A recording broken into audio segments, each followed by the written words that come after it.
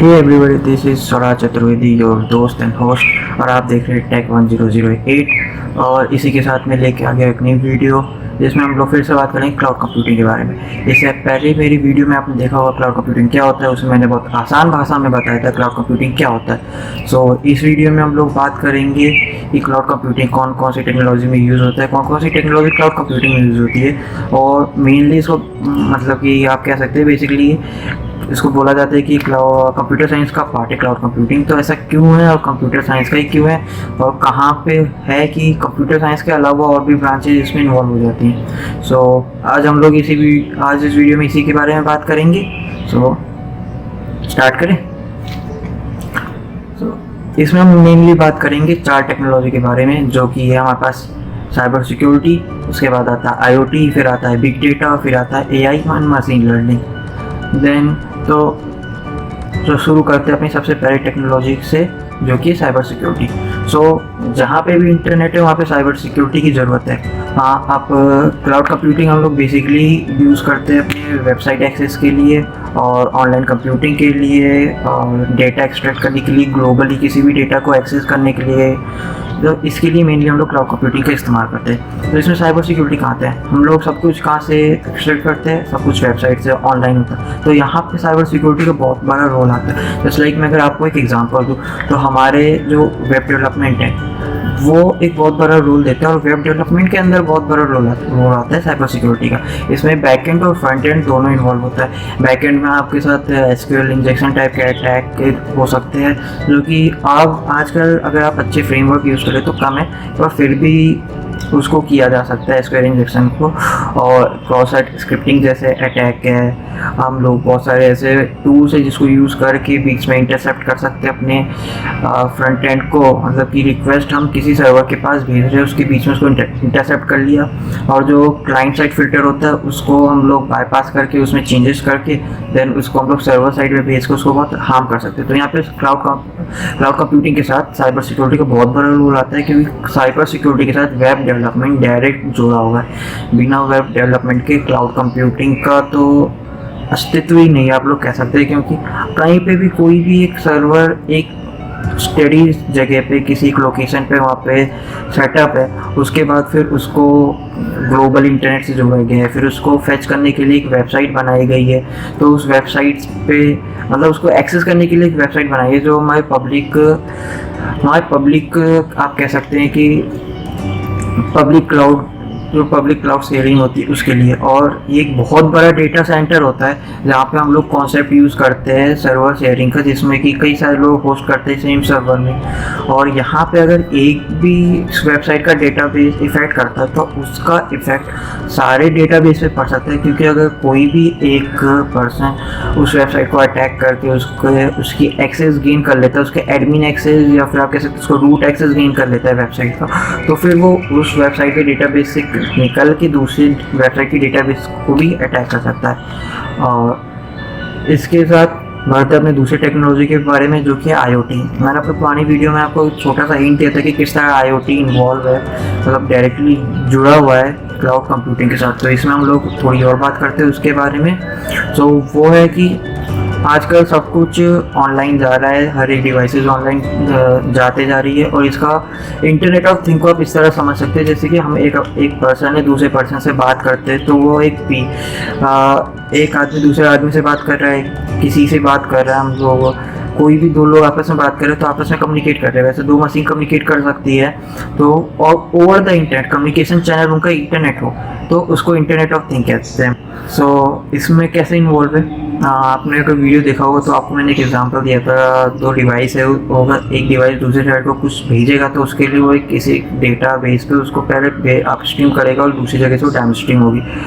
और यही होता है हमारे हर तरफ। अगर हम लोग अपने मोबाइल कम्युनिकेशन में देखें तो वहाँ पे भी, अगर हम लोग नॉर्मल किसी भी तरह की कम्युनिकेशन में देखें, अपने अगर व्हाट्सएप में भी देखते हैं तो डायरेक्ट व्हाट्सएप कहीं पे कॉल नहीं लगती, वो किसी एक जगह पे जाती है, उस जगह से दूसरी जगह उसको रिफ्लेक्ट किया जाता है। आप एक जगह अपस्ट्रीम होती है, दूसरे के डाउनस्ट्रीम होते हैं, आप इसको इस तरह समझ सकते हैं। व्हाट्सएप कॉल है या फिर किसी भी तरीके के कोई भी दो डिवाइस आपस में कनेक्ट हो रही है, आप लोग साथ में। इसका एक बहुत बड़ा मैं एग्जांपल देना चाहूँगा, जैसे कि आजकल स्मार्ट कार्स आ गई है, स्मार्ट एसी आ गया है, स्मार्ट टीवी आ गया है, बहुत सारे सेंसर्स आ गए घर में लगाने के लिए। एसी लाइक में अगर आपको एसी का एग्जांपल दूँ तो कई सारी कंपनी ऐसी एसी मैन्युफैक्चर करने लगी जो आप अपने घर में लगाए, उसके साथ अपने घर में एक वाईफाई कनेक्शन दे, उस वाईफाई कनेक्शन के साथ उसको कनेक्ट कर ले और फिर वो ओवर द इंटरनेट आपके साथ आप उस एसी को एक्सेस कर सकते हैं।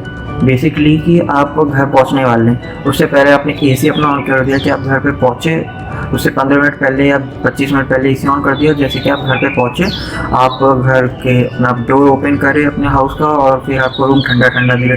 आप ऑफिस के लिए लोग ऐसा ज़्यादातर लगाने लगे और बहुत सारे सेंसर्स ऐसे ही लग गए हैं कि आपकी टंकी है, आपका ऊपर वाटर टैंक है, वो जैसे ही फिलअप होता है वो बंद हो जाता है। बंद होने के बाद फिर आपको एक मैसेज आ जाता है या फिर आपके बहुत सारे ऐप्स बने हुए, कई सारी कंपनी अपने ऐप प्रोवाइड करती है जिस पर आप उसको देख सकते हैं कि कितना पानी कब बंद हुआ, कब मोटर चालू हुआ अपने टंकी भरने के लिए। तो ऐसे IoT का बहुत ज़्यादा यूज़ हो रहा है आजकल पे, एक तरीके से IoT रेवोल्यूशन लाने वाला है आने वाले टाइम पे। तो यहाँ पे क्लाउड किस तरह यूज़ हुआ है, यहाँ पे अगर आप अपने ऐप पे किसी अपने डिवाइस का पूरा डेटा देख रहे हैं तो वो डेटा कहीं किसी ना किसी डेटाबेस पे सेव होगा। उस डेटाबेस को एक्सेस करने के लिए आप डायरेक्ट कैसे एक्सेस कर लेंगे, तो आप उसके पास एक लिंक भेजेंगे और वो अगर वो कोई छोटी कंपनी, कोई छोटा वेंचर हुआ, कोई बहुत बड़ी कंपनी नहीं हुई जिसने अपना खुद का सर्वर सेटअप कर रखा है, और जो कि उसका जो कोई जितनी भी आजकल बड़ी कंपनी उन्होंने अपना पूरा सर्वर क्लाउड बेस कर लिया है। सो कोई भी छोटी कंपनी हुई, जो भी स्टार्टअप्स आ रहे हैं वो अपने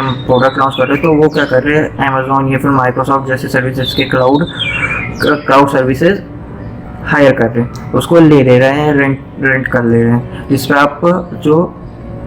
अपना पूरा डेटाबेस बना रहे हैं। इसी यहाँ पे हमारा IoT का बहुत बड़ा इन्वॉल्वमेंट आता है कि हम किस तरह अपने डेटाबेसेस को जोड़ें, किस तरह अपने डेटाबेसेस को अपने माइक्रो प्रोसेसर, माइक्रो कंट्रोलर, जिसको IoT का एक बहुत बड़ा पार्ट माना जाता है कि अगर IoT मीन्स के इलेक्ट्रॉनिक्स में IoT जो है फील्ड है वो कंप्यूटर साइंस और इलेक्ट्रॉनिक्स दोनों का मिक्स है, क्योंकि उसमें सेंसर्स के साथ ऑपरेट करना होता है, साथ में प्रोग्रामिंग्स होती है, असेंबली लैंग्वेज और कई सारी अलग अलग प्रोग्रामिंग्स होती है जिसको डील करना होता है। साथ में उसमें क्लाउड का भी काफ़ी बड़ा रोल आ जाता है। जैसे मैंने आपको बताया था कि फायरबेस का बहुत बड़ा रोल है, जिस पर आप क्लाउड बेस पे अपने डिवाइसेस से अपने कोई भी डिवाइस है उससे आप पूरा डेटा ले रहे हैं, अपने फायरबेस से भेज रहे हैं, फिर उस डेटा को आप एनालिसिस करने के लिए मशीन लर्निंग के एल्गोरिथम्स भी वहाँ लगा सकते हैं, जो कि एक बहुत अच्छा आप कह सकते हैं बहुत अच्छी टेक्नोलॉजी है जो हमें प्रोवाइड करता है फायरबेस। साथ में आप थिंक स्पीक और ब्लिंक जैसे भी प्लेटफॉर्म यूज़ कर सकते हैं। इसके लिए